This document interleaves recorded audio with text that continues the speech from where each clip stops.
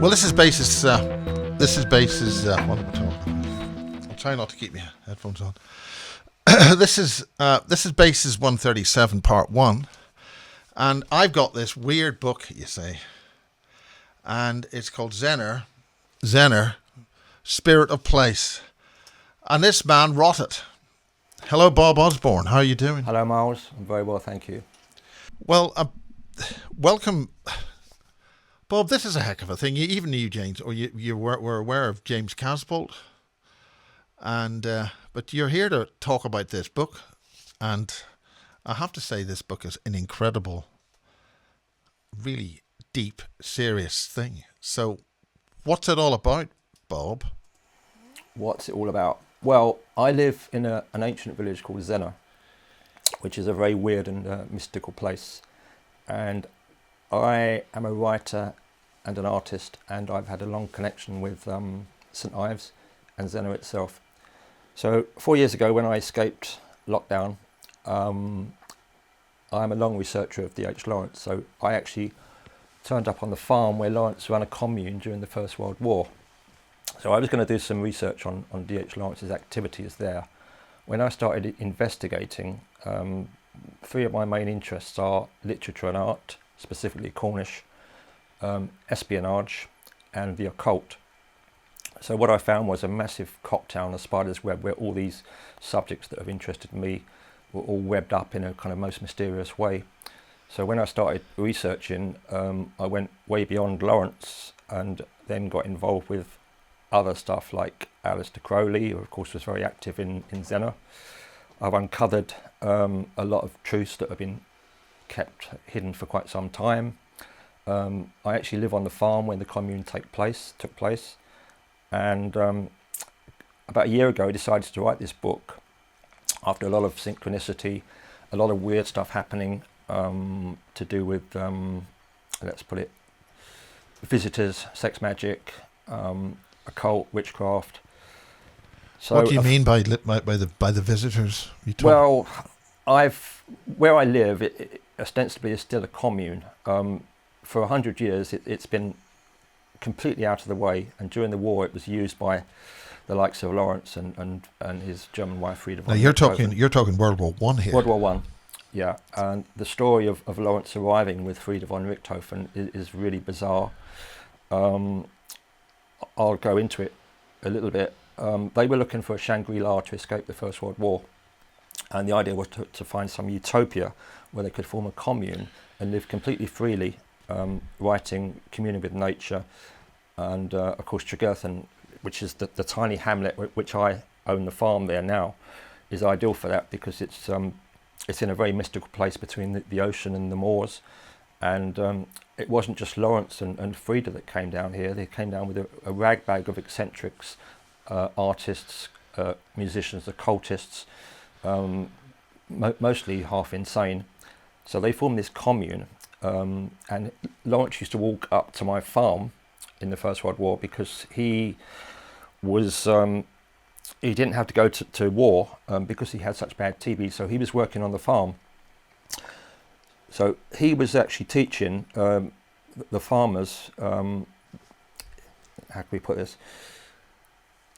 They set up this commune in the middle of the most remote part of Cornwall, and then what followed was 16 months of mayhem, where various occultists, various rituals were taking place. He wrote his seminal novel, in my estimation, which was Women in Love, on the farm, and that was to do with the relationship between him, Frieda, Middleton Murray and Catherine Mansfield. And that novel explores themes about Baphomet, sexuality, the nature of sexuality, the occult, and of course all the theosophy that Lawrence was versed in.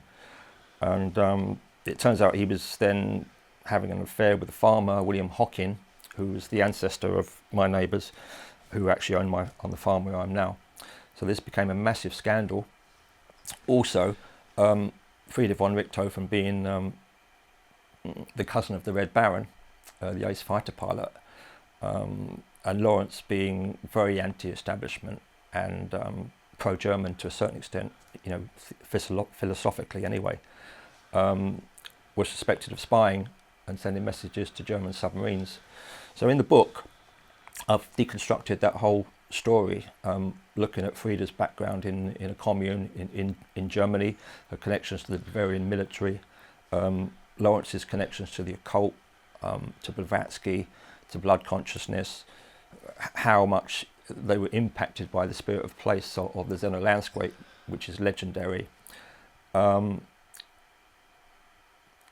And then when I followed this through, when Lawrence left, there was another whole story which unfolded about all the other people that came after in the wake of Lawrence, including Aleister Crowley's influence, which I've also deconstructed a lot of the suspicion and confusion about his activities there.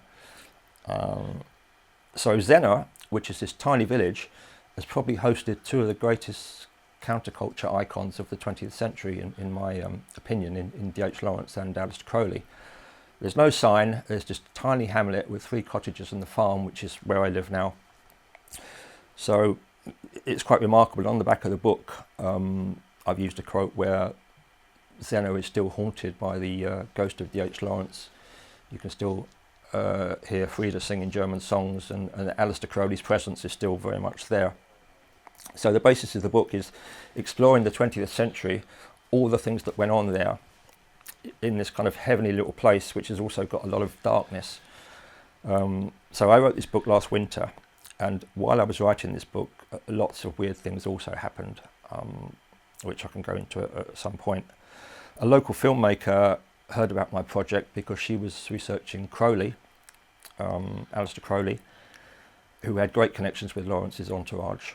And so we decided to make a little documentary on the same name called Zeno, Spirit of Place.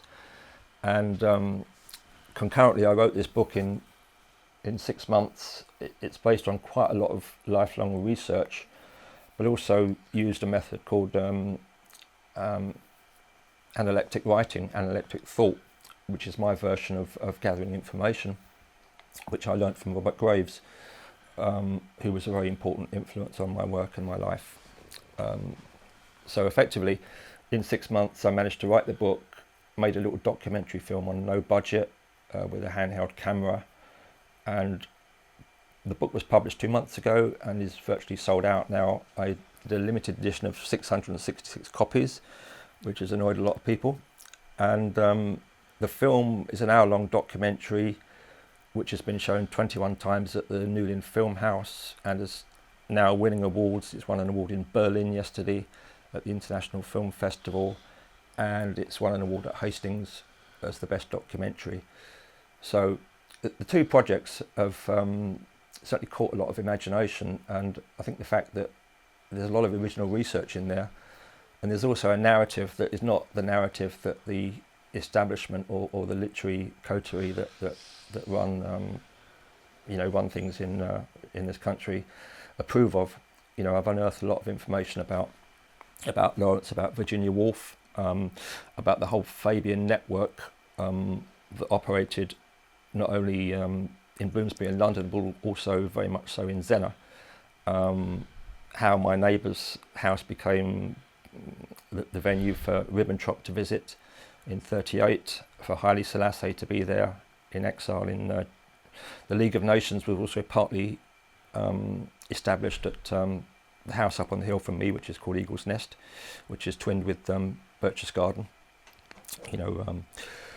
So that whole story is condensed into this documentary, which is about an hour. But in the book, there's a lot of information also about the covenants that have been. Zeno is a big centre for paranormal activity. So traditionally, going back thousands of years, the ritual sacrifices that were taken up on the Zeno moors, Lawrence tapped into this, and his concept was that blood consciousness exists in these places. So he's always lived in places where he was to a certain extent in tune with the mystical nature of the landscape. It's very important in Lawrence's work. And he definitely felt this very strongly, and I feel it very strongly. Having psychic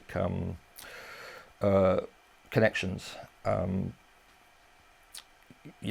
lot of the information I've gathered through through moving around in time in a very unorthodox way. So my form of thinking, my process, my analytic process, is not a traditional linear one. So I can draw on information by accessing Lawrence, accessing Crowley, and making connections between a lot of things that people wouldn't normally make connections between. So this massive spider web, I'm partly able to connect things because I'm from a Romany Gypsy background, and I can, because of certain psychic gifts, I can see things that other people don't see.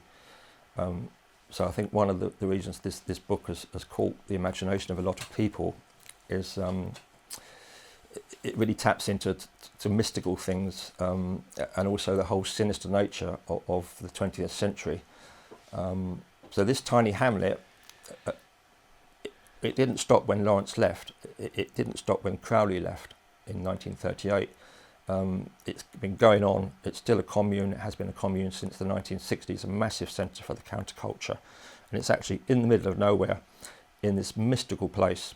There's no signpost, nothing. And I've been living there for the last 4 years, although I had rented it before with a previous wife one winter, where my best friend translated Nostradamus from medieval French. In 1500, my family were from the same place. So I've got like a DNA connection to Zena, which I've always felt strongly about. And DNA takes 15 generations to degrade. So Lawrence's theories, which I fully am in accord with, is that the sacrifices that took place on those rocks, the people that inhabited the village of Zena, have left their imprint in the landscape, and this is reflected on the moors, in my garden where there's a burial chamber, and pretty much the whole landscape is one big, almost perfect film set, because it's incredibly beautiful, but it's also got an inner darkness which can come out, if it's summoned. Well, that was absolutely amazing. Okay, what Try to is... not go off into too many tangents, because it's helpful with the images. Well, what about just the place itself? What do you mean by spirit of place? Why is the area so important? Why is it so got that level of interest? The physicality of it. Yeah, I mean, the landline, the ley lines, energies. The physicality of Zena is pretty much unlike anywhere I've seen before. I have travelled the world under various occupations, as a wine taster, as an artist, as a gypsy, and there's two very special places that I've connected to this sense that you can actually time travel, because Zena has always been seen as a portal to other worlds. So all the Fujus and the standing stones up on the moors at Zena will make Stonehenge look like a suburban bungalow, to be honest. There's whole cities up there, and there's a lot of people attracted to Zena, not only artists and writers, but also occultists, apart from Lawrence's crowd. It's always been a centre of witchcraft, and it still is. And I did a Q&A at the Penzance Literary Festival a couple of weeks ago, and someone said to me, are there still witches in Zena? And I said, yeah, very much so, and some of them are my ex-girlfriends, and that I've had quite a few personal experiences of witchcraft, as everybody else has, who kind of walks that coastline and walks on those moors. So Tregerthen Farm, where I am, is nestled between this Atlantic Ocean, stretch of the ocean that goes from St Ives to Land's End, and Lawrence described it as an absolute paradise. This was the utopia that he was looking for.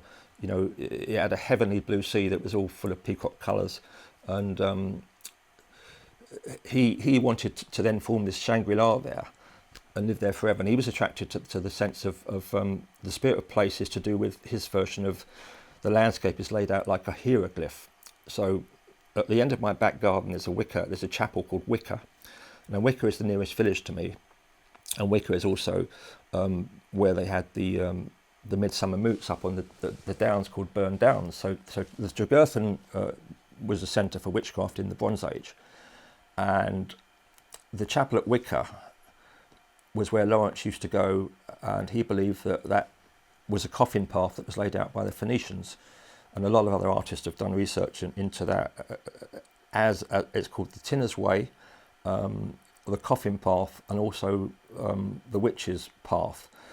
And there's a lot of folklorists, occultists who have tracked in the fact that there's a lot of shape-shifting going on that coffin path, which runs by the end of my garden.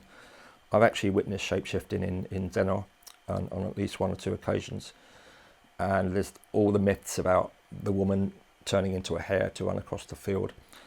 So the mythology of Zennor is very much pagan and druid and pre-Christian. So one of the reasons Lawrence was attracted to this, because he was trying to tap into that pagan energy, and it was all linked to, of course, the theosophical belief systems to do with going back to the Knights Templars, which was very influenced by Arthurian legend. So it's very rich in these legends. You know, Tintagel. Only yesterday I took a box of books to the Witchcraft Museum in Boscastle, and Zennor really is one of those places that everybody goes to experience not only a connection with nature, but a connection to deeper forces that are very represented in the landscape. So the ocean, Lawrence couldn't believe the colours of the sea at Zennor, and nor could Virginia Woolf, who followed Lawrence down to Zennor, and also had spent a lot of time where I am, in the vicinity of my farm. There is a brooding presence there, which I've written about quite a lot in the book, and a lot of artists do tap into this. I think artists, you know, often they do have a psychic connection with landscape. If that's, you know, that's why there's so many painters that are attracted, and they call it the quality of the light. Now, the light is absolutely sensational in Zennor, as it is in St Ives. So one of the reasons all the painters came down in after the war was the quality of the light. But there's another reason all the occultists and black magicians and other purveyors of the dark arts, because there's a certain dark quality about it as well. So I call it the quality of the dark. So this oscillation between light and dark, of course, goes back to you know, Luciferianism, which is I've got my own theories about how this country is in the grip of Luciferianism. In fact, the whole world is in the grip of Luciferianism.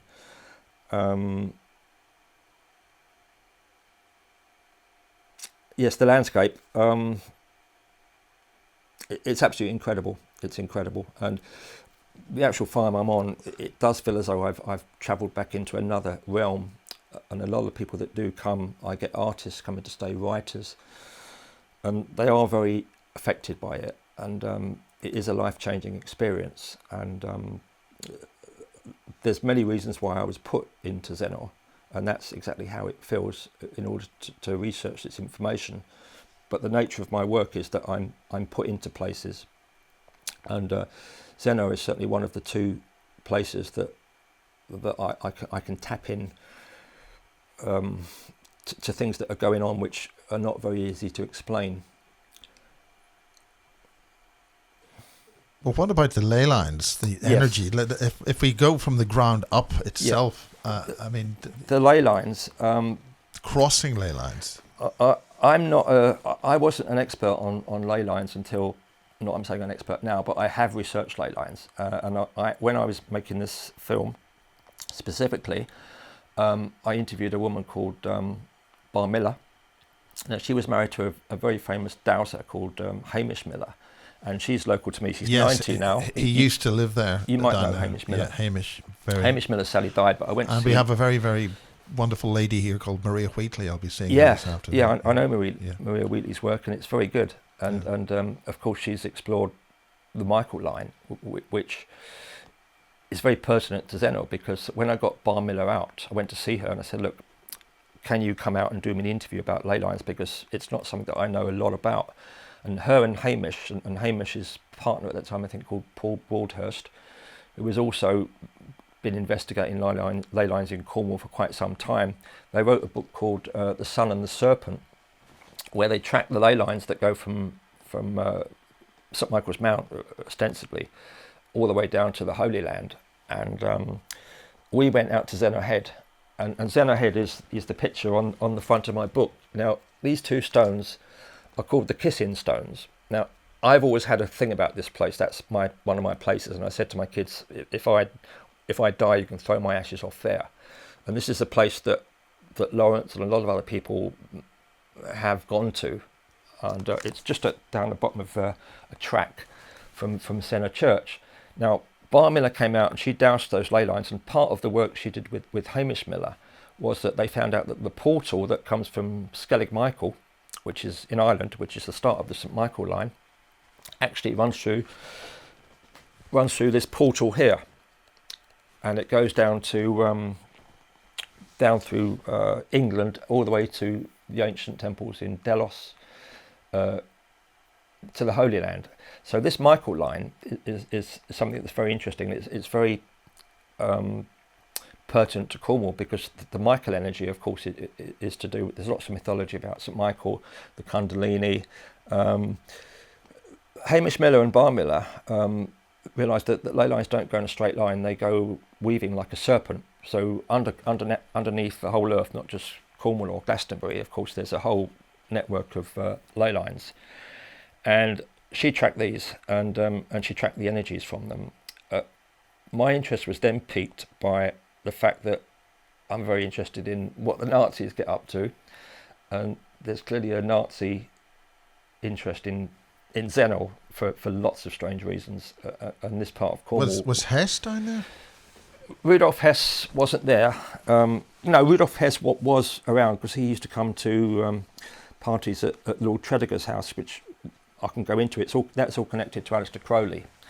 But the main guy for ley lines was Heinrich Himmler, because he had his own. There was a German dowser that the Nazis latched onto called William Teut, and he was the equivalent to our Victorian dowser, whose name escapes me. But the work that Miller did is derived from these dowsers, and William Teut had his own research into holy lines, which was called, and they have an area in Saxony which is a bit like the equivalent of Penwith, the area where Zennor is in Cornwall.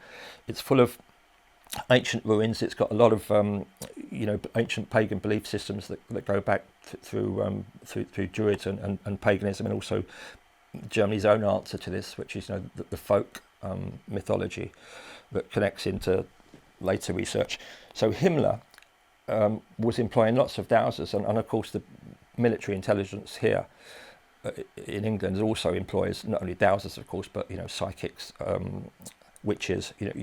I've gone into this in the book as well. This is a very interesting area, how military intelligence uses the occult. And I think that would have been Colin Bloy. Yeah, I don't really know much about Colin Bloy other than his involvement with Tim Refat, and that Colin Bloy was also a dowser. But Himmler, we were having occult wars with Germany in the 30s over many different things, and Himmler believed that the German holy lines, the ley line system, was better than ours. So effectively there were ley line wars going on. So a lot of the unsuspecting witches and dowsers that had these talents were employed by the military unsuspectingly to take part in this kind of, let's call it psychic research or psychic warfare or ley line warfare. So the Germans would build, I think someone else went into this, the Germans would build concentration camps on ley lines, because a lot of the ley line energy is a pagan energy, and it links into Kundalini and the serpent. So the whole thing about St Michael is that you can draw the energy out of ley lines, and that's what witches do and dowsers do, and that's what D.H.Lawrence did. He drew the energy into his work, and so Himmler was the main man. Now Himmler also was massively into the occult. In a way, the German occultists were even worse than our occultists in this thing. I think that the English occultists and the English MI5 and MI6 were using it for psychological warfare reasons, but I think a lot of the Germans actually do believe in this, and of course the Thule Society and all that stuff about Vril. Well, yeah, I've done a deep dive into that as well, and that all links back as well to St Ives in many reasons. But effectively there was a ley line war between us and Germany, and the Germans have Ribbentrop came in 1938, and I've also gone down that because there was a lot of information or misinformation, or people didn't really understand what Ribbentrop was doing there. He was sent as foreign minister, and he came down to St Ives. He was taking postcards, photographs of the coastline, which was then used in a book called The German Invasion of the British Isles in 1940, which I tracked down, and I've written a little chapter about that. He was also ingratiating himself with local families. So his job was to do a deal with the Cornish landowners. And this is not popular locally for me to say this, but during that time in the 30s, as we all know, there was a lot of crossovers between the British establishment, the British royal family, the British Fabians, the British Freemasons, all the secret societies that was connected up to all the German secret. Pretty much they were all two arses of the same cheek.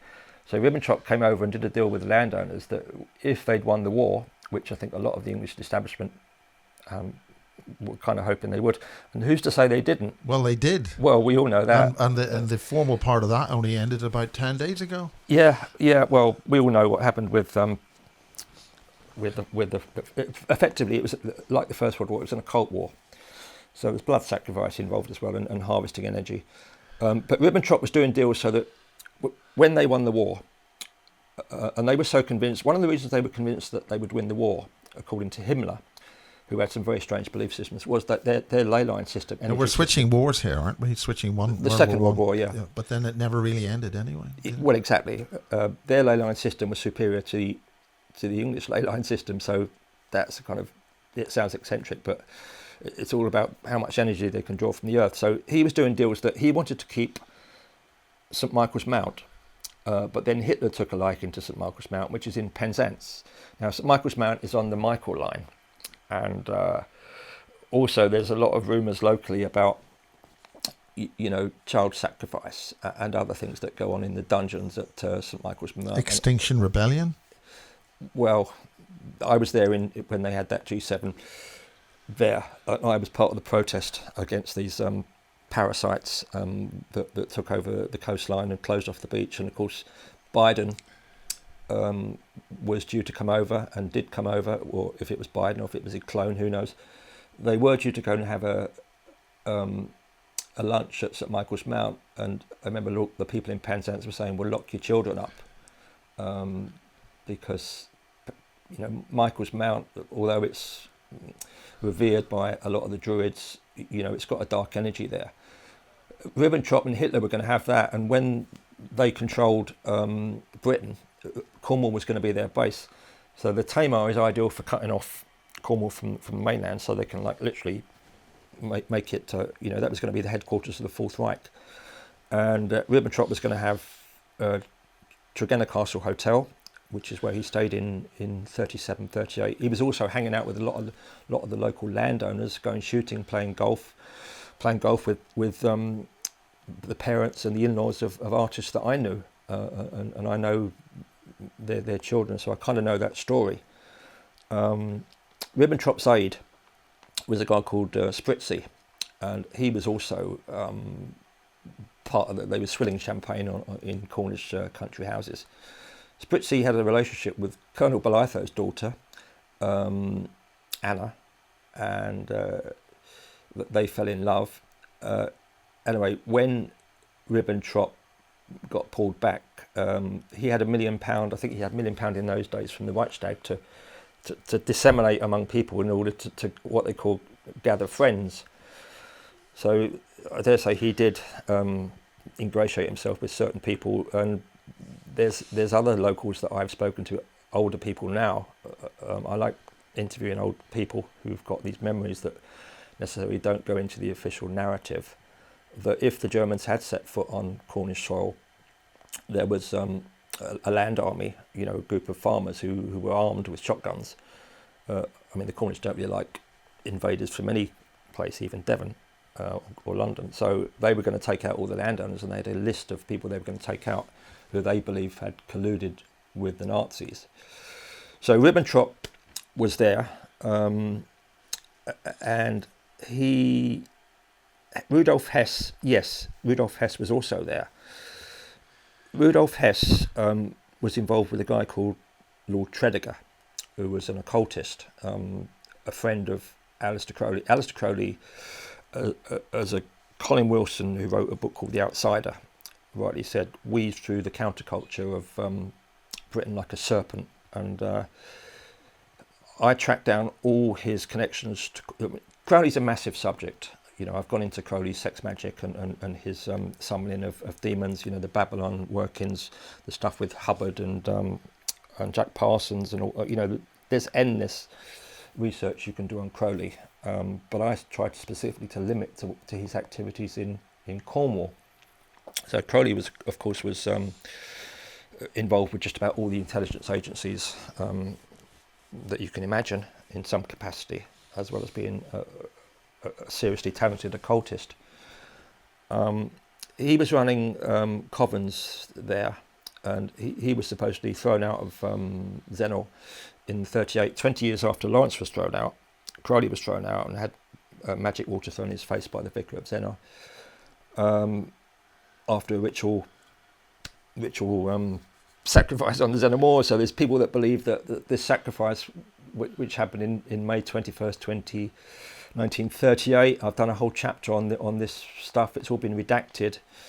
Crowley was running covens. Why was it redacted? It was redacted because this is a very long story, and I'll try and make it as short as possible. I've gone into it in the book. Effectively, up the hill from me is a house called Eagle's Nest, which has got a very interesting history. Owned by Fabians. I can tell you all about the Fabians at some point, and the networks between Bloomsbury, Wolfe, Huxley, the occult, Tavistock Institute, all those agendas. Well, we can do that we whenever you want. About. So, getting back to Hess, Crowley, one of Crowley's talents, along with people like Robert Maxwell, who's also another master manipulator, was to set up honey traps, and he would entrap lots of members of the English aristocracy, because a lot of the country houses around Cornwall were used and continued to be used for not only, you know, licentious sex and drugs. You know, I can't really complain about that. I've been involved with that world myself, but also a lot of dark practices. So Crowley was running a guy called Lord Tregerthen, who was part of Lawrence's crowd from the First World War, who was also a very good friend of Peter Warlock, who came to Tregerthen with Lawrence to form this commune, and he changed his name from Philip Heseltine to Peter Warlock after coming under the influence of Aleister Crowley and dabbling in black magic. So all these cottages around Zennor during the First World War were lived in by people who were escaping the war because they didn't want to go and fight, or because they just wanted to disappear. And this carried on right through to the 30s in the Second World War. So there were communes in the Second World War, and Crowley, one of his talents was infiltrating occult groups like the OTO, you know, which he infiltrated, you know, the Golden Dawn, and a lot of these the Fabians, the occultists, had belief systems going back to Arthurian legend and the Knights Templars. That's all very complicated, but I've done quite a lot of work on it. So Rudolf Hess used to come over to Lord Tregerthen's castle, which was actually in Wales, and that they would allegedly bring rent boys over from Germany to the English castles, because the English aristocracy quite like German rent boys. So I think Ernst Bohm was involved with this as well.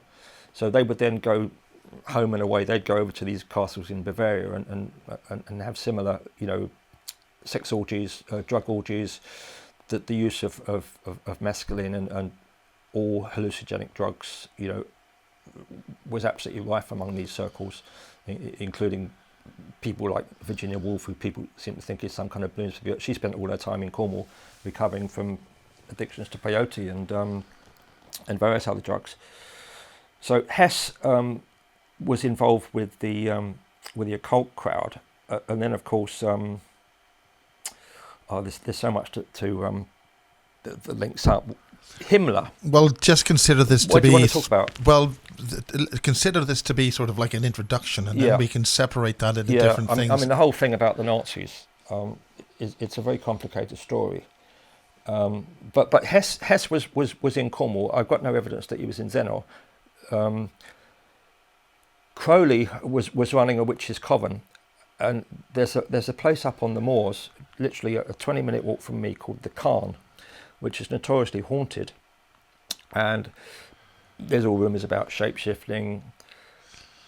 In 1938... What do you mean by shape-shifting? A human being shape-shifting into somebody else, or somebody else shifting into... In Cornwall, there's a long tradition of witches who can shape-shift into other animals in order to access... to evade time and defeat the time barrier, so they can move through time. So there was a witch of Tregerthen, which is the village next to me, where in the 19th century it was documented by a folkologist, and also lots of talk about it, that she could transform into a hare, run across the field, 5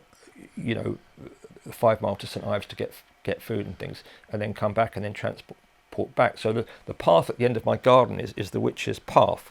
Now Wicker, the village where I've got to say that's one of the spookiest places I've ever been in my life, and it's a 5-minute walk from where I am, and I take people there. Now people used to ask me about the Wicker Man,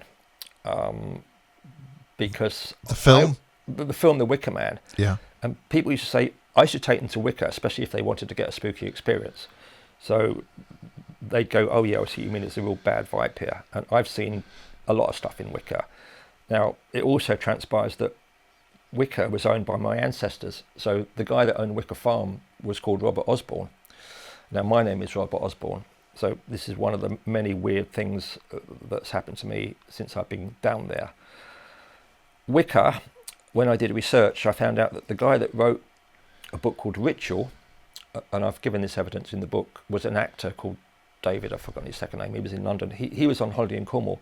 He wrote a book about this village that there was witchcraft, evil practices, sacrifice, and it was called Ritual. I found out that he sold this novel to Christopher Lee, Hammer House of Horror, also a fantastic occultist library. Christopher Lee was very much involved with the whole Dennis Wheatley crowd, of which Aleister Crowley always figures significantly. So then they sold it to the guy that made The Wicker Man, which was the movie that Edward Woodward was in, and that was moved up to Orkney. But so actually, The Wicker Man was originally set in the village of Wicker, and his follow-up, the author, was The Wicker Woman. So what was the question? It's about Wicker. Just about the Wicker with the Wicker Man. Yeah. Lawrence used to go... And Edward Woodward, was he a Mason? He seemed to get a lot of... Yeah, they're all Masons. Yeah. I mean, in the TV series Equalizer, there was a lot of really senior actors that's right. that worked with them. It all links up, of course, to Freemasonry ritual. A lot of Freemasonry ritual is effectively Baphomet worship. Baphomet is a leitmotif through a lot of these people's lives and their belief systems and their art as well, and including Lawrence and Crowley, of course, who turned himself Baphomet. So I'm going to say word Alpha Draconis. Were they summoning them? Yeah, well, I've heard stuff about this. I tend to I've heard things about that, and my experience is that unless I've experienced it myself, it's speculation. But there are rumours, and I don't disbelieve them, that Zennor, because of the energy in the landscape and because of the incredible magnetic charge that comes through granite. Now, granite is also associated with Lucifer. That Zennor will be the centre or the energy hub for the Fourth Reich. And the events on May the 22nd in 1938, when Catherine Arnold Forster, who was married to the guy who helped set up the League of Nations, the United Nations, you know what all that entails. She died under mysterious circumstances in this cottage, supposedly being summoned by a young couple who were living there, who reported weird things going on outside. Now, those weird things were things moving around. Outside this cottage, there's the most incredible network of ancient stones, cities, that you don't know how they got there, other than the fact that the Cornish say that's the giants of Cornwall used to throw them around the hillside. Anyway, there's a whole network of stones, and that's where Crowley and a lot of other occultists used to go and do magic rituals. So one of the rumours is that she died after she tried to get Crowley kicked out of Zennor and Cornwall specifically, although he was based in Mousehole, where his coven was, where he had a child. And I know people that I know about Crowley's, the mother of Crowley's child, and I'm connected to their family to a certain extent. One of the rumours was that he summoned up an 8-foot Draco reptoid with horn wings, and that was part of that reptoid belief system, and that she immediately had a heart attack. But he also had the ability to give people heart attacks remotely, because he didn't need to be in the place where he was doing ritual killings. And that, of course, is something that was developed by the CIA and MK Ultra and everything we all know about that. So that's one of the rumours. Now, there's also rumours about UFOs. Zennor is always also a centre for UFO activity, and I don't know whether it's the people that go to Zennor for these reasons to explore things. There's a Navy base there. Yeah, there's... I think there's two. One on each coast. I don't know where that Navy base is. I do know... I think I heard something from a guy called Michael Shrimpton, who I think you know. Yes. Who's got some very interesting theories about the Abwehr, which speak a lot of sense. But he did mention there was a Navy base there. But I do know that, of course, you know about Bude and the GCHQ headquarters there and a nuclear base there. Well, in the event that I don't know, why don't we tell people that? Well, I think there's, apart from Cheltenham, there's an intelligence, there's a base at Bude where there's nuclear weapons, and there's another form of GCHQ where they do, the activities that they get involved with. So Bude is also known for, being a bit of a mysterious place. Now, I know that there's rumours from people that I have spoken to about German bases off the coast of near Zennor. Now, there's one at Prussia Cove. Prussia Cove is a very strange place. I go swimming there sometimes, and it was used... Well, why is it called Prussia Cove? Well... As in Prussia? Yeah, as in Prussia Germany? Cove, yeah. I mean, I haven't really got to the bottom of that, but it was lived in the 19th century by a family called the Carters, who were gypsies. I think they had gypsy roots. Well, my family's got connections with the Carters. Really? Apparently one of the Carters had an obsession with the King of Prussia. That sounds to be like a bit of a... I don't necessarily believe that. But anyway, there was a massive smuggling operation run there, like massive, and the customs busted them. And they had this network of caves underneath Prussia Cove, which is another glorious place for swimming. You can actually swim in these coves, and I go down there quite a lot. And it's a private fiefdom. I think it's still private. It's owned by, like a lot of places in Cornwall, it's owned by one particular family, and it has been for a long time. So you can pay to go there. And this network of underground caves, and apparently in 1920 it was owned by a Russian who put barbed wire all around the coast.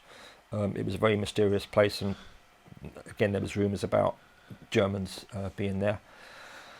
But that coastline, there's lots of rumours about German activity, and there's a certain paranoia among the Cornish about that, and that's of course affected Lawrence being kicked out, and also other people being kicked out. So Zennor, people go there and they've said that they've seen there's a lot more sightings of UFO in Zennor than any other part of Cornwall.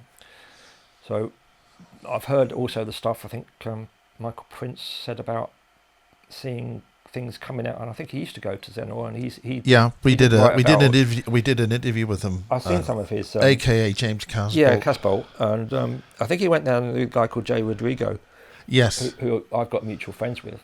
In fact, I get my dope off someone, one of our mutual friends, and I think Jade Rodrigo was friends with Michael Prince at that time. Yes. And they used to go down to the Zennor Head. Now, where they would go would be those kissing stones that I mentioned, because that's where a lot of people go in order to, like, for whatever reasons are going on in their head, they can transport through a portal.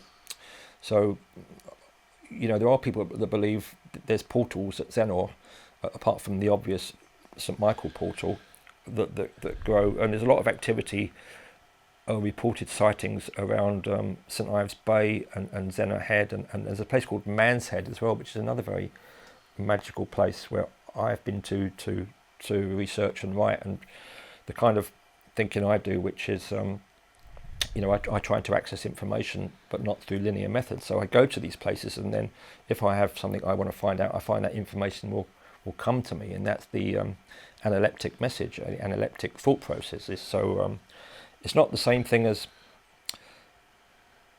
remote viewing, although I've got experience of these processes, because I think remote viewing is, I'll go into this because it connects with Robert Graves, and I probably need to link that into that story.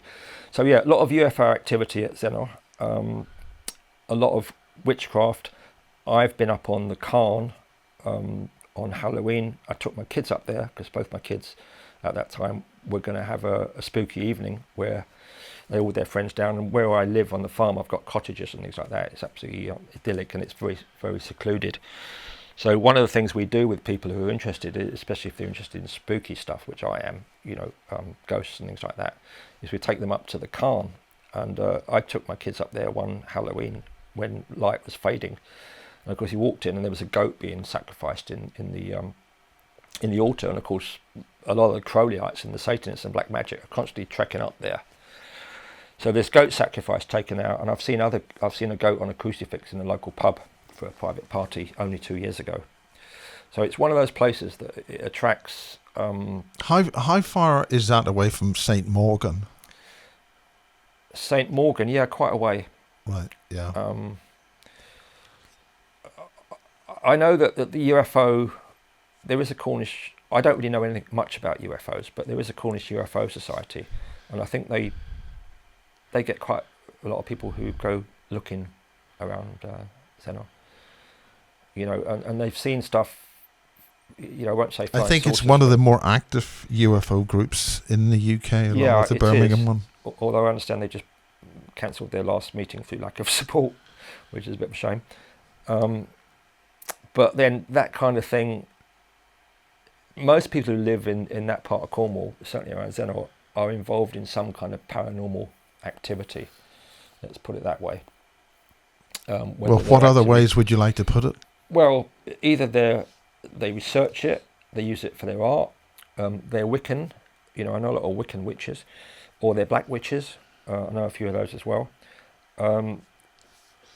or they're people who are just kind of very in tune with the landscape, and there's a lot of people there that are very much in a world of their own.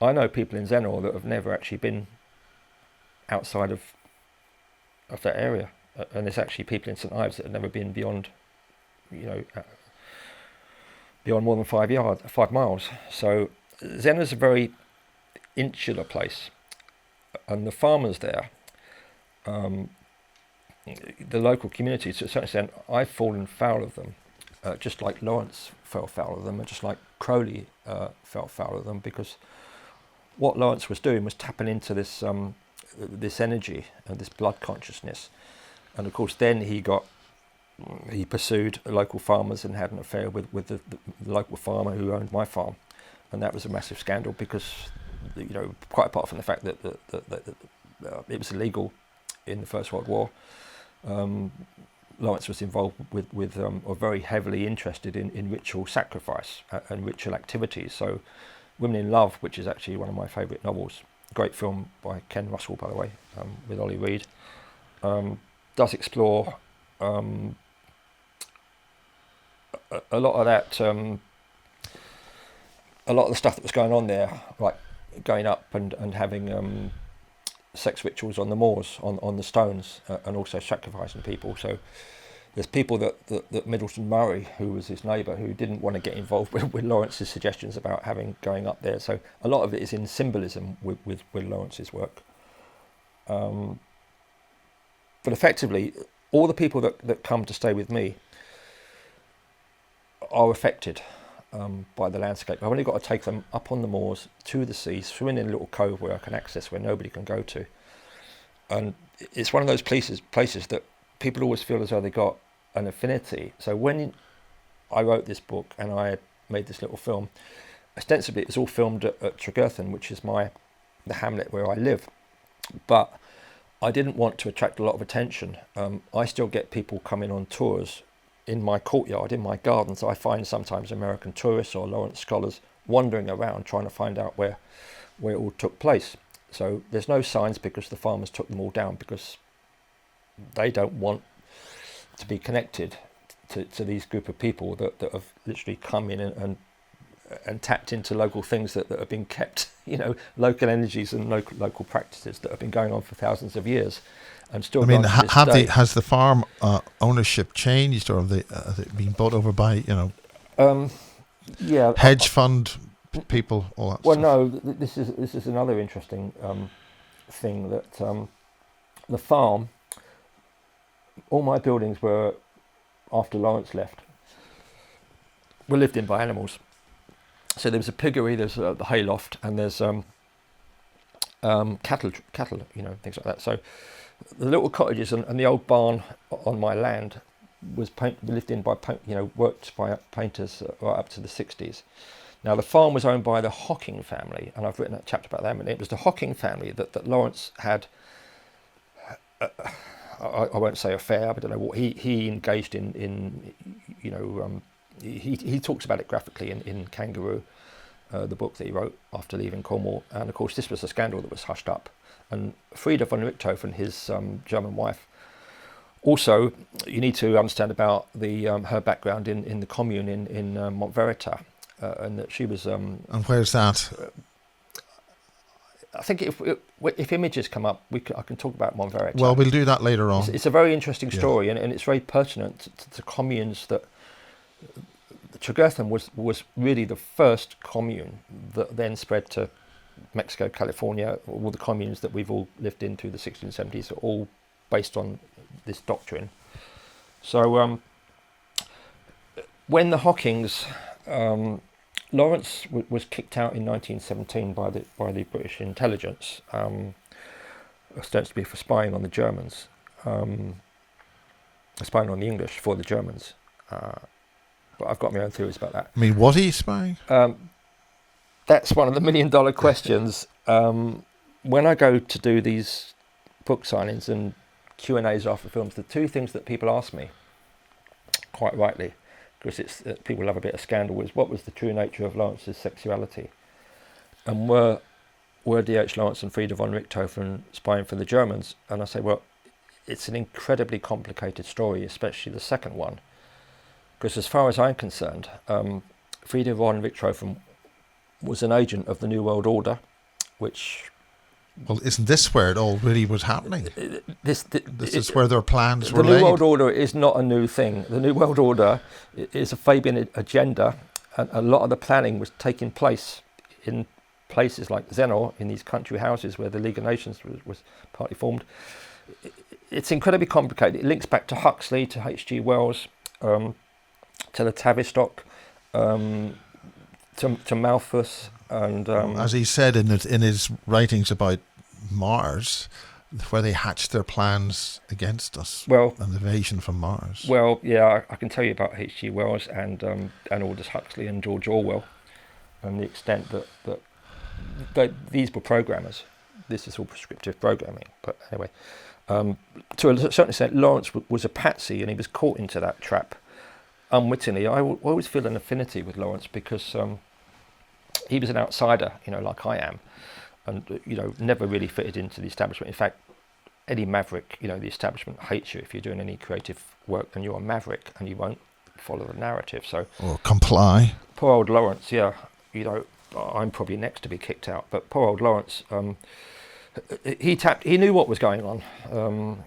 He's partly in that world of bestiality and sexual ritual, and he was a very smart man who also drew energies from his background, but he was used to a certain extent by what I will then call the Fabian agenda, or the New World agenda. Okay, who are these Fabians? Could you describe what the Fabian? Because in the BBC they had equipment called Fabian and the system. That's a whole story. Well, tell us about it. I can talk about it. Yeah. We're jumping around a lot. Yeah.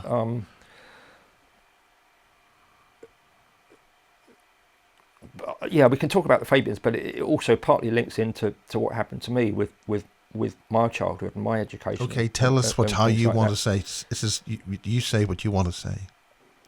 I mean, at the moment we're talking about the weird stuff that happened in Zenor, of which there's loads more, but specifically with Lawrence and the question you asked me, which is a question that gets asked a lot: was Lawrence and Frida spying for the Germans against the British establishment? And my premise is, which I've argued in the book, and people can disagree with me or not. In fact, a lot of the literary establishment don't like what I've said, in the fact that Frida was an agent for the New World Order. She was controlled by a psychiatrist called Otto Gross.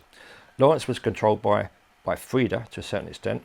Lawrence was also controlled by his psychiatrist, Ernest Jones, and I can talk about the effect of the psychiatrist and artist and the counterculture. So Lawrence was unwittingly promoting a lot of agendas, like now we all know the transgender, the Baphomet agenda, the free love, the counterculture. Lawrence was along with Crowley, not only a massive counterculture icon, and I think Frida was controlling Lawrence. Now, jokingly, when I show people around my cottage in my grounds, I tell them this was Lady Chatterley's cottage, and this is where Lady Chatterley lived. So I get these cretins who don't even know that Lady Chatterley was a fictional character, Lawrence researchers, and I say, well, this is where Lady Chatterley was shagged by Mellors, the gamekeeper, in front of the fireplace there, and they go away thinking that's great. Well, Lady Chatterley's lover, the worst novel that Lawrence ever wrote, Frida von Richthofen asked him to write that novel because, again, we're in the world of prescriptive programming, just like 1984 and Brave New World. So Lawrence was trapped in this Fabian web where they kept him in poverty, but they used his talent. So when he actually died in poverty, as he spent most of his life, Lady Chatterley's Lover was published, and I found out that the rights to Lady Chatterley were sold a year before Lawrence died. Aldous Huxley was at his death, by the way, was sold to Baron Philip Rothschild, and Frida von Richthofen was in the world of the Rothschilds. So the Rothschilds then owned the rights to Lady Chatterley's Lover, and then, of course, it was banned. 200,000 copies were destroyed, but it became an international bestseller. A Bible, one of the Bibles for the counterculture movement, along with Doors of Perception, 1984, all of Crowley's work.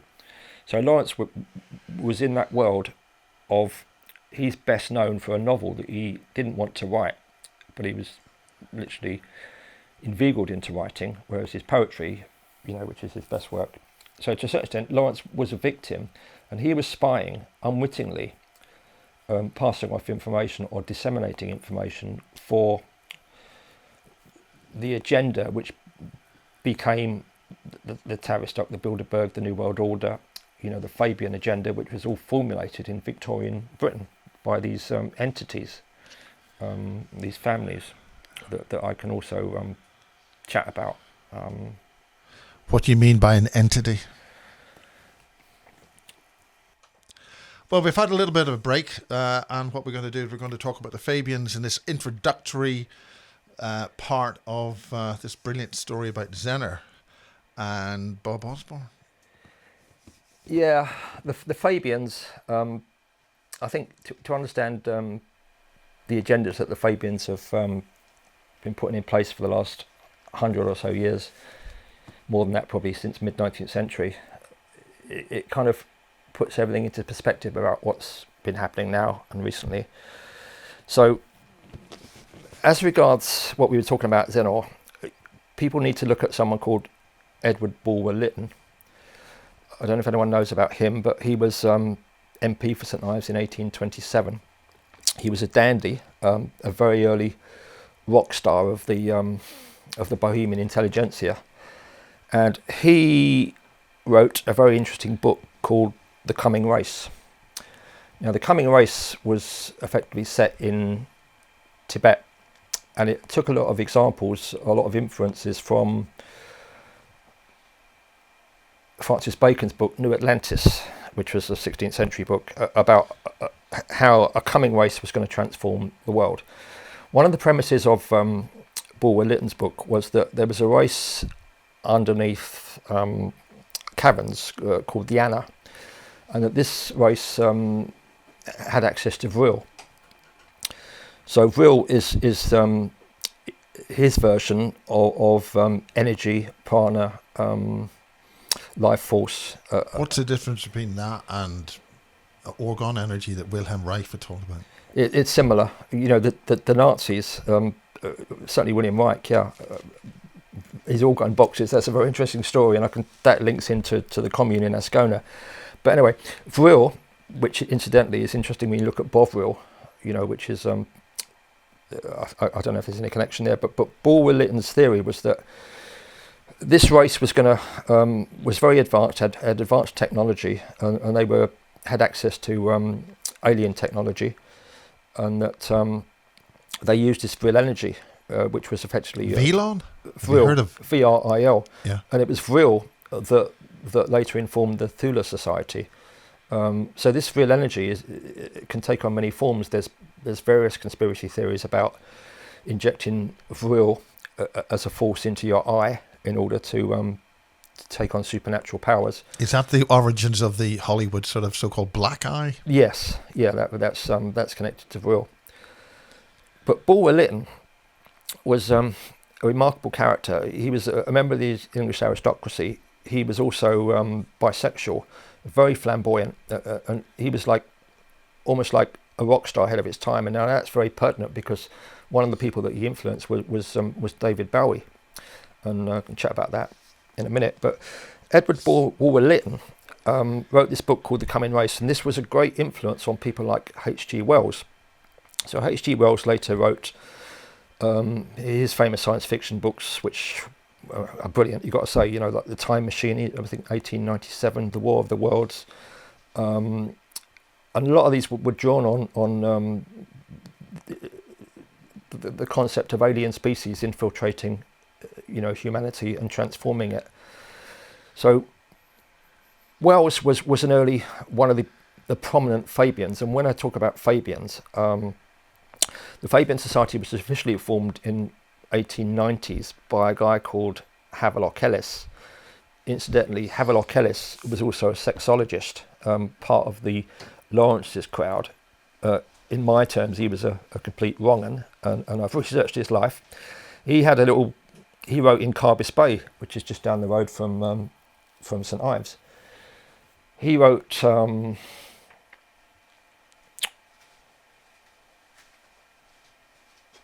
where was I?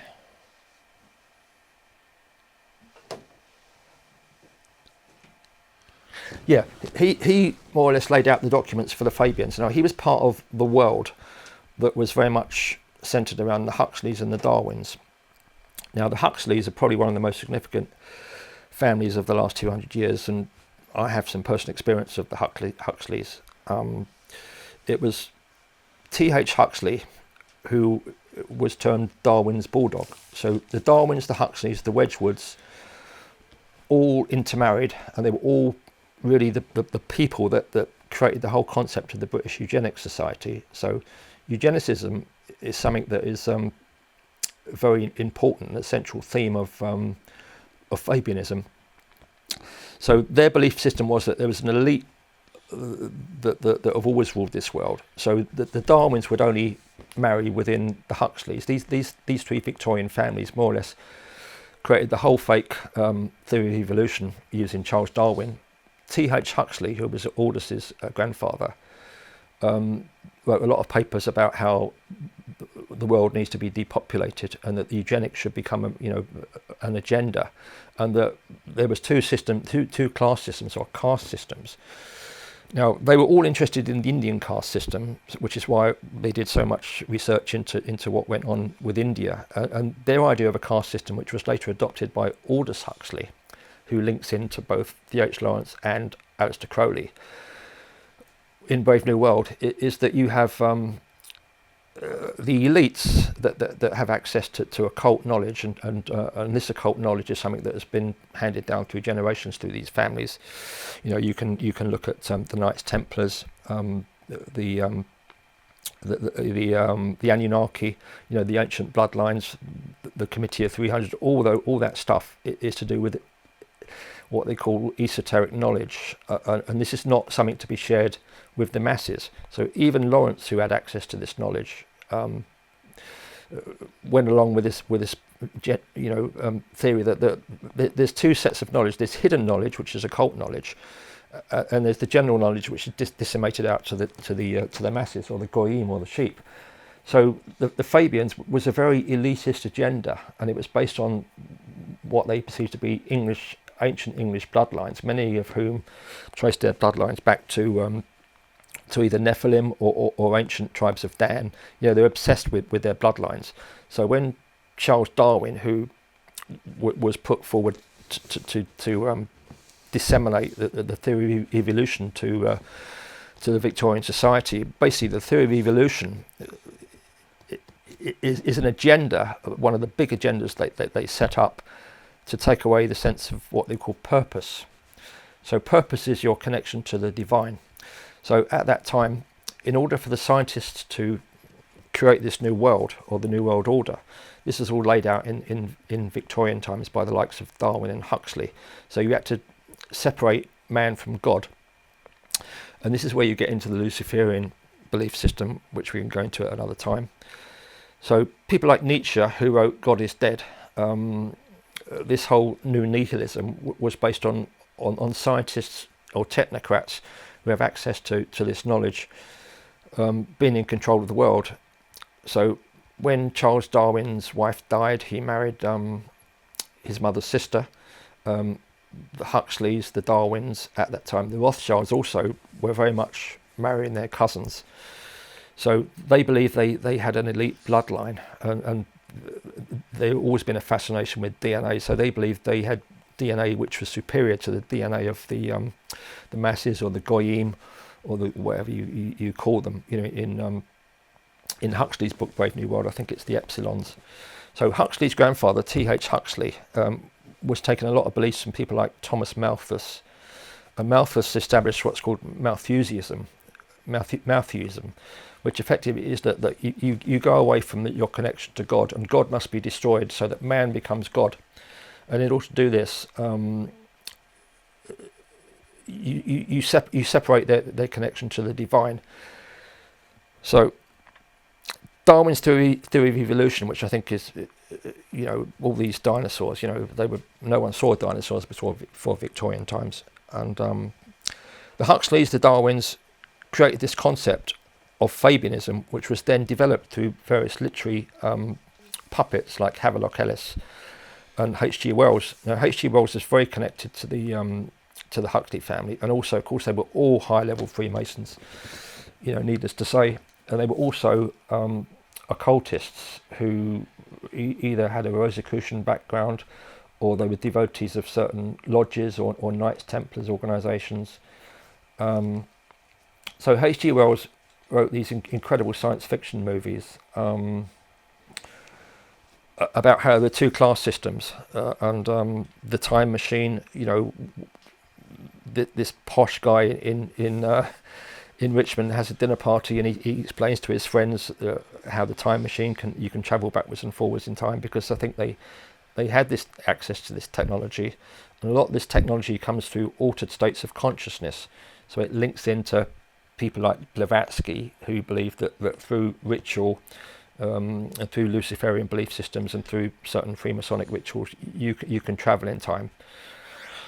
So the agenda was politicized by the Fabians, because they realized that to create a kind of false socialism in order to entrap the stupid herd, what they considered the herd or the epsilons or the sheep, into this Luciferian belief system, you had to give them an idea that you were doing good for the world. So to a certain extent, the Fabians are the Jesuits of socialism. So socialism was an agenda at that time that was created by the Fabians, by Sidney Webb, I think it was, who founded the Labour Party.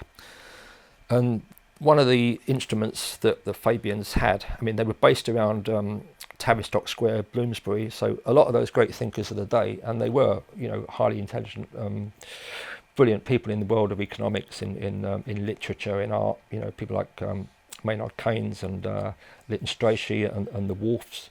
They were all part of this Fabian network that were connected to these families, the Huxleys, the Darwins, and of course Charles Darwin's grandson, William Galton, I think his name was.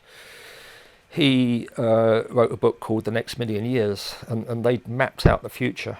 So William Galton also connects into my childhood stuff because he created the IQ tests, and he was responsible for the whole 11 plus system. What were the IQ tests really looking for? Well, yeah, I can go into that with my experience of being at school in a Freemason military school with the IQ test, but effectively they were looking at the DNA of the masses, and they've always been interested in DNA. So they considered their DNA superior, and they considered what they called junk DNA or jumped gene DNA was the DNA of the mass population that they needed to constantly cull. And of course they had their various methods of culling them were through either wars, and of course Huxley was. I've got all Huxley's writings about the best way to cull people is through medical practices, specifically vaccines, which we won't necessarily go into. They had another vision that what you need to do is to drag all the working class, who basically are your slaves, and that when those slaves are beyond their purpose and when you can no longer support them, you would kill them off and replace them with transhumans. So the Fabian agenda is a precursor to the transsexual agenda, and then ultimately the transhuman agenda, which is coming in 2050. So one of the vehicles they used was LSE, London School of Economics, which effectively is part of the British Secret Service or military intelligence or whatever you want to call it. That was set up in the First World War to educate or program people like Trotsky. So basically they controlled Marxism. So Marxism was another form of Fabianism, and it was run by these elites. That's all DVD agents, assets. Yeah, that's right. They controlled the French Revolution, then they controlled the Russian Revolution. And Have you heard of the term Velon, Anunnaki? Velon? Yeah, I've heard of it. Yeah, something happened about 350 years ago. LSE was where later on it was heavily connected to the Tavistock Institute as well, and the Tavistock Institute, of which I think a lot of people know about, the Tavistock agendas and research. A lot Committee of of 300, that stuff. Yeah, I can talk about the Tavistock with people like Cameron, with my connection with Robert Graves and mind control and stuff like that, through a guy called William Sargent. And my own childhood, I had a lot of experiences. He was head of MI6, wasn't he? No, William Sargent wasn't. Yeah. I thought he was. But the Tavistock Centre was also being established at this time, and it later went through various incarnations. But that was all centred around Bertrand Russell, who was another important figure in the Fabian agenda. Now, Bertrand Russell, ironically, was friends with D.H.Lawrence, although he later betrayed Lawrence and called him a fascist. Bertrand Russell was one of the guys that Lawrence was going to invite down to live in the commune that he established at Tregerthen, where I now live, in 1916. So all these great minds were going to come, escape the war for obvious reasons, and set up all their agendas in this commune to actually concretise a lot of their ideas and have the freedom to write and think. So Bertrand Russell, uncle, was I think the Duke of Bedford, So all these families had houses around Bedford Square, Tavistock Square. So the Tavistock Centre was in Tavistock Square, I think it was. So all these interconnected families were all the lords, the dukes of Tavistock, the Russells, the Huxleys, the Darwins. And of course, Wells was very much part of this group, because Wells were doing a lot of research on eugenics, and they would publish papers. Wells was the school teacher, was one of the Huxleys. They all intermarried. So at that time, at the First World War, they were exploring all these themes and setting out these agendas. And Aldous Huxley, who's deeply significant, in terms of literature as well, apart from the Fabian connection. Now, the Fabians then run socialism as a fake agenda, because what they do, they use a Hegelian dialectic where you control both sides of a narrative. So to a certain extent, they controlled communism and Bolshevism, and also capitalism. So you create a fake narrative of communism. It's just a way of entrapping the peasants into their slave mind or into their matrix system. So the Tavistock we can talk about next time. But the Fabian agenda was then developed really seriously by Aldous Huxley, who became probably one of the most important thinkers and counterculture icons or figures of the 20th century, because not only did he get a lot of information from D.H.Lawrence about the commune at Ascona, about blood consciousness, about Lawrence theories about psychically tapping into energies. He absorbed a lot of that. Also, he was a highly educated linguist, and he was part of a breeding program that was put in place by the Huxleys, the Darwins, and other families, in order to get a scientist in charge of the agenda. So he then was involved heavily involved with setting up MK Ultra at the CIA with experiments in hallucinogenics, which resulted in doors of perception. He was also involved with Robert Graves, who I can talk about next time. So Huxley's Brave New World, where soma is a drug. Now, Huxley did a lot of experiments with hallucinogenics under the auspices also, or in league with Aleister Crowley during the 30s in Berlin. And the whole Fabian agenda, effectively, the Fabians control counterculture. So by controlling counterculture, that they control how to brainwash the youth, and one of the Fabian agendas is brainwashing the youth. So going back to Bulwer Lytton, one of the major people that Bulwer Lytton influenced was of course David Bowie, and I've done a lot of work on. I've got connections to the Jaggers, so I can't talk too much about the Jagger family, but mixed connections to Crowley, to being at LSE, being funded by Rockefeller, the connections to Kenneth Anger, who made Lucifer Rising, and then Timothy Leary. It's one big cocktail of interconnected webs. And Aldous Huxley's Brave New World was probably, along with Orwell's 1984, Fabian playbooks. So it wasn't that they were prophets in the sense that Lawrence might have been a prophet or an idiot monk who can see the future. They actually had the agenda, because this was a Fabian agenda. So they had this script which they were rolling out. And in Brave New World, you've got an elite class, then you've got the rest of them, the Epsilons, who were fed a drug called soma. So after the wars, when they decided that they could only kill so many people by doing having the world wars and the blood sacrifice and all the satanic rituals that were involved with those, they needed a permanent solution to keep the population under control, like a herd of cattle. So one of those solutions that the Fabians came out with was entertainment. So they controlled the counterculture, and they figured that if you can give people drugs and drink and TV and circuses and sport, they'd be happy in their little world. So soma was the drug that Huxley used. But one interesting little thing, connecting these agendas to the counterculture is something that I'm very interested in, because obviously of growing up in the time that I have grown up in. the 50s, the 60s, and right through now. I'm very much been part of that counterculture. And then when you realise, and I can talk about my childhood, how about you create a fake agenda, that the whole thing is one big controlled agenda. And Bowie is quite interesting because he clearly tapped into a lot of this information and was very interested in occult knowledge, and was obsessed with Aleister Crowley, as a lot of rock stars were, including obviously Jimmy Page and the Rolling Stones, and the people that run these bands were all Thelemites or followed the lodges in California that Crowley set up. Bowie, when in the 70s, when he had a particularly dark period, would only ever live on the 33rd floor of a hotel.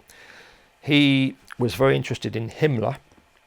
Himmler dates back to all the ley line energy. The fact that Bowie had a house in St Ives, and I think has connection to Zeno. I've never been able to kind of finally establish those, but he was very influenced by Bulwer-Lytton.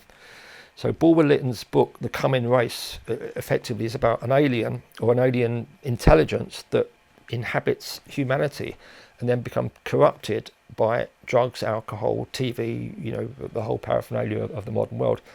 And in the film The Man Who Fell to Earth, excellent film that David Bowie was in, his character Thomas Jerome is an alien who comes in, adopts the guise or shapeshifts into a human body, and then through his superior intelligence and his psychic gifts, he's able to have all these screens, control the stock market, make fortunes of money. Then of course he gets drug addiction and cocaine, becomes reclusive, and then loses his connection to his roots. It has a similarity to a certain film producer who made the Spruce Goose.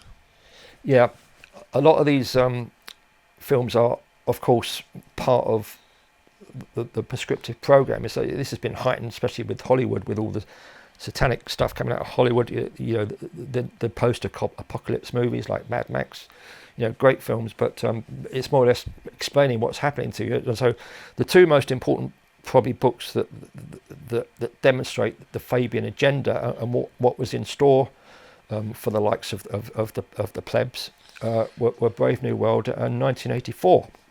Well, George Orwell, who, I admire him as a journalist and a writer, but he was very much part of this world, and people see him as some kind of counterculture revolutionary. He's not. He's part of the Fabian control system. He grew up in India. His father, I think his name was Richard Walmsley Blair. George Orwell's real name was Eric Blair. Worked for the Secret Services in India, and he was running the drugs, the opium trade to China. So he was in control of a lot of the.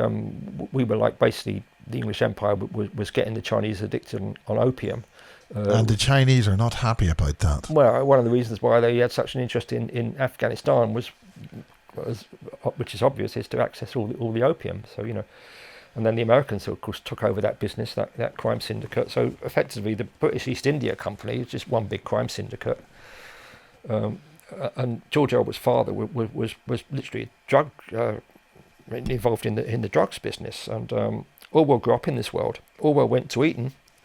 Orwell was a member of the Old Etonian Freemasonry Lodge, which is one of the most significant lodges in the UK for sure. And of course, most prime ministers, the number of prime ministers that went to Eton, is phenomenal. I think 21, I don't know, and Cameron and Johnson were both part of the Eton Lodge.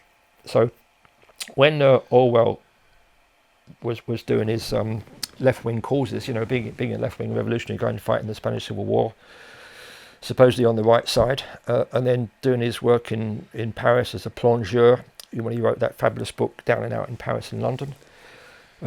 From the information that I've been given, he was in MI5, or the equivalent at that time, under the name of Edward Burton, checking out dissidents, that were coming from, from the Second World War that were flooding into London and Paris.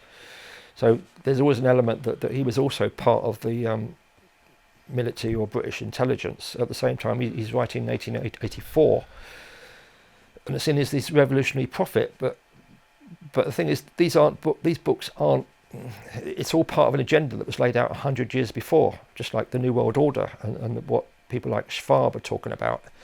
It's just the agenda from from Malthus, from Darwin, right through to Prince Charles. That the whole green agenda is another one of their playbooks.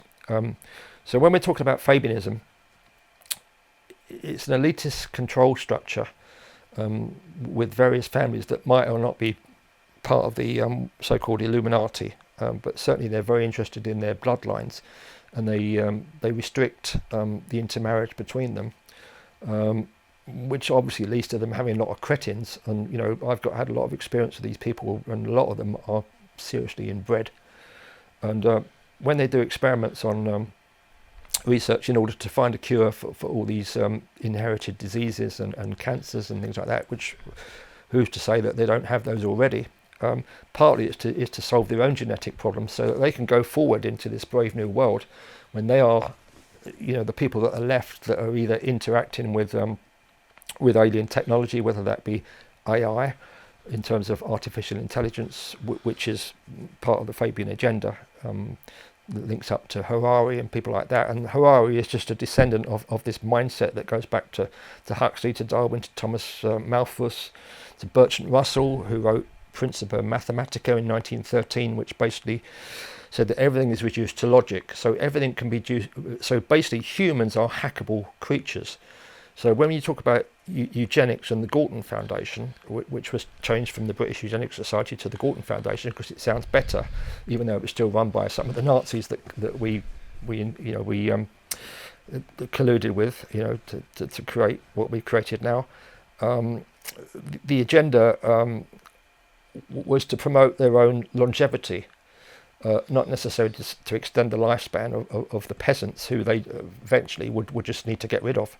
So this agenda is laid out in a lot of stuff, and it's like hidden in things like Principia Mathematica, because ostensibly it's about how mathematics is a very pure art, and that it all links into the fact that if you deny purpose, i.e. you deny a creator, you then have to accept that man is alone in the universe and man is God, and this is all part of the agenda. In that the future is very bleak and it's going to end in the Big Bang, because part of their Luciferian belief system is that a lot of it comes from revelations. Now, I think people need to look at a lot at what Revelations says, whether you believe it or not, because a lot of the belief systems that come from the Knights Templars and the Freemasons are based on Genesis and Revelations. So who wrote that to start with? How far do you go back? But the fact is, whether it was written or not, whether it's an agenda or a controlled agenda, is very possibly true, like Catholicism and the Jesuits, But the fact is, the belief systems are ones that, it's their prescriptive program, but they are being enacted now. So we are now in what they would call end times. Well, it's the 12,500 year cycle. 26,000 year cycle. Yeah, there's various themes, but the Fabians are very much part of this agenda, and the Fabians are obsessed with genetics and depopulation. So most Fabian agendas are agendas that will lead to depopulation, either through, as Aldous Huxley's stated quite clearly, he wrote this stuff in the 40s, and now you get Bill Gates lecturing the CIA about how you can remove chromosome 8 from humanity to reduce terrorism. Well, chromosome 8 is the God gene, and of course, the God gene was effectively dismantled philosophically and theoretically by Darwin and Huxley when they denied the existence of God and created their hypothesis that we came from beasts and that man is a beast. So, this attack on the divine and attack on the spirituality is something that's now coming to fruition. And of course, one of the big Fabian agendas is transgender, which links back to Baphomet worship, which I can go into when we talk about Crowley or the Knights Templar.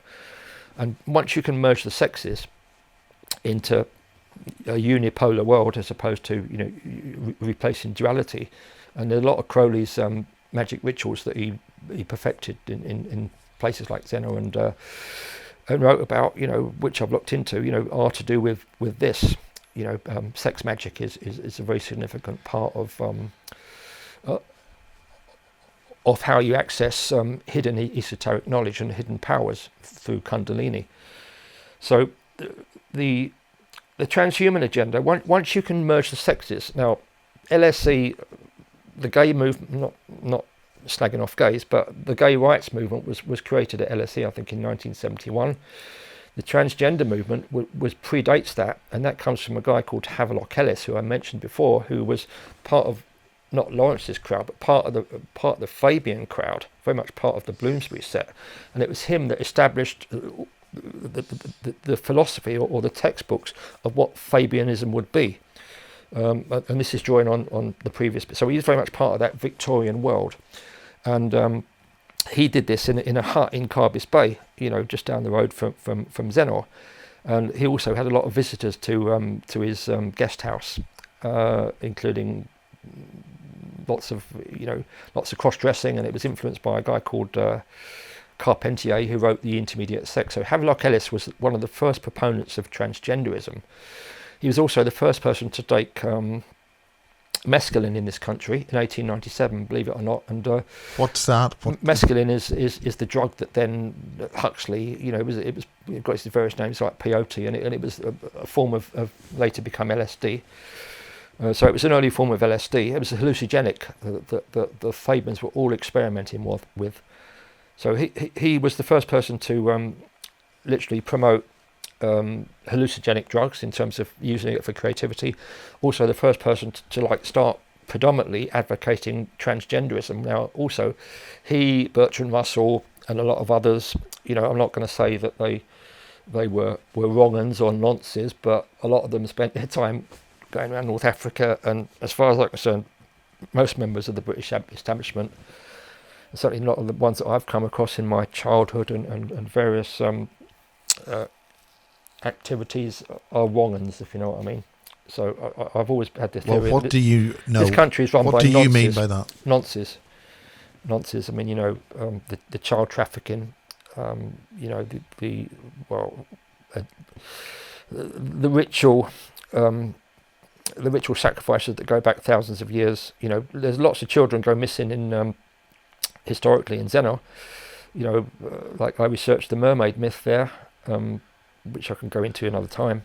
But wherever the Fabians are, the offshoot of that is we're now in the transgender stage, which is being heavily promoted in the Five Eyes countries, certainly that have been occupied or infiltrated by the Fabian agenda, which people think the New World Order is something to do with the Americans. The Americans are our country cousins when it comes to this agenda. I can talk about the Bushes and the CIA and MK Ultra and how effectively that is all part of a Fabian network. And I know the people that helped establish that, and we did it partly in collusion with our fellow Masons and fellow occultists in Germany, of which they're all joined at the hip, these people. So the transgender transsexual agenda, which I think both David Bowie and Mick Jagger, as talented as they are, represented.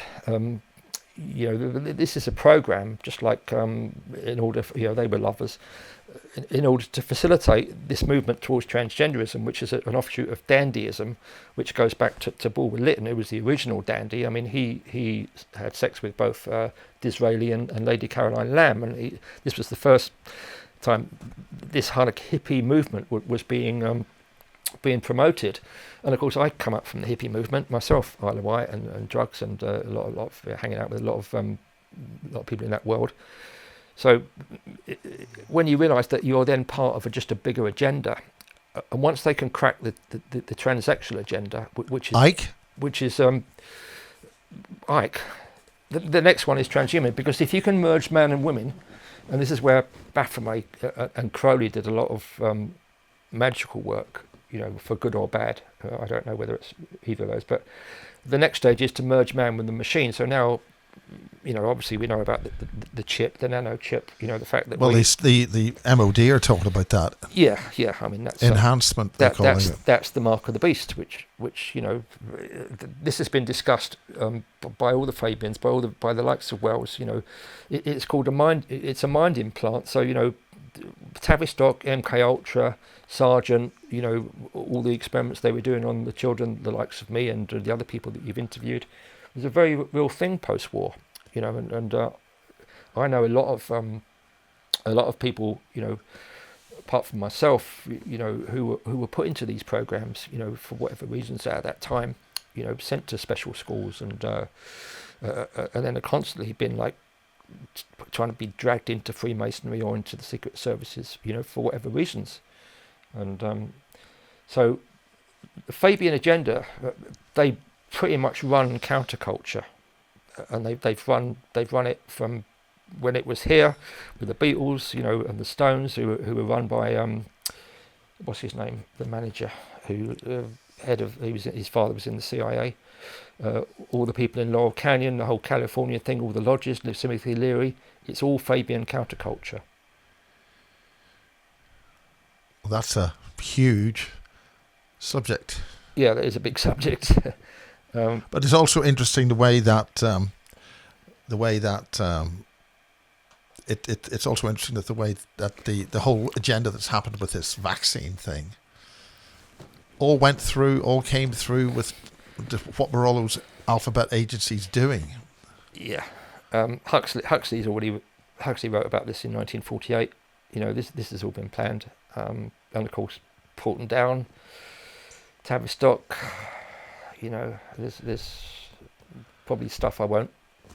Well, our friend James Casbolt was meant to have been taken to Porton Down. Yeah, well, Porton Down is a very important biological facility. Tavistock, of course, is MI4 as opposed to MI5. I thought MI4 were in charge of road signs. I think there's probably Serco in charge of road signs. But I think Tavistock is MI4, and I think certainly the BBC, of course, is MI something. Very nefarious organisation, as we all know. Well, the BBC and Ofcom seems to have an interesting, dark agenda between them. Yeah. Okay. Well, this has been an introduction. What do you want to sort of say if people want to contact you in this first part? How would they do that? I do have. I'm not technically very. I'm not into the. If people want to get the book, if people want to, and they want to see the film, I do have a website. Yeah. It's called. Well, my brand is Rebel Not Taken, which is there now. That's a whole different story, which I'll talk about. Well, it's interesting you got that on one shoulder and the crown on the other. No, that's Made in England. I can talk about my brand Rebel Not Taken because it goes back to us trying to overthrow the monarchy in 1685 and my family. But that's been my brand for a while. So my website or my art brand, or all the things I do, all the work I do is under the Rebel Not Taken brand. Now, that's my family history. So we were given that name by Judge Jeffreys. So the fact that I've got it, branded on my arm is very relevant. The website is www.rebelnottaken.co.uk, and then there's a dash which has shop. So I've got a shop on that website, and this current book, Zen Spirit Place, which is about to hold it up, is about to sell out probably in the next month. Hold it up to the other camera. I was hoping to go to paperback, but I've got various legal challenges against me from people that don't want a lot of the information that I've got necessarily in the domain. I've still got some copies of that. Spell it out. Can people help you on this? We're now in August 2023. I don't know. So that's the book.